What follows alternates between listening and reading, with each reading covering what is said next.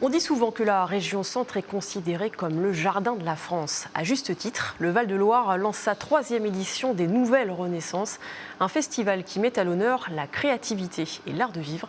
Et comme à chaque rendez-vous, les lieux les plus emblématiques participent.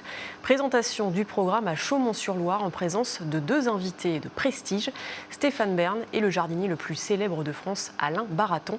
Reportage de Samuel Collin. En vert, bleu ou jaune, pour l'ouverture de cette nouvelle saison, quelle que soit la couleur ou la fleur, la région brille de mille feux. Et au milieu coule un fleuve, le parrain de l'édition 2022, Alain Baraton, est sous le charme. Il est vrai que la Loire ne s'est pas contentée de donner vie à cette région, elle l'a dessinée, on le voit bien dans ces méandres qu'elle produit à certains lieux. Donc vraiment, la Loire, c'est le premier jardinier de la région et c'est une beauté à tomber à la renverse. 500 événements recensés pour l'instant. Tous les grands sites sont labellisés, Chaumont, Chambord, Villandry, Valmer ou le Rivaux.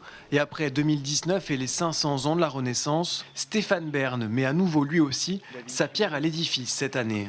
J'essaye d'apporter simplement ma notoriété au service de cette région que j'aime. On travaille tous dans le même sens. C'est pour faire aimer notre région, développer le tourisme aussi, un tourisme intelligent, un tourisme par exemple avec la vélocénie, un tourisme écologique qui respecte aussi la biodiversité. Le jardin de la France, l'expression prend autant de formes que de lieux, du potager nourricier au parterre formel des jardins à la française.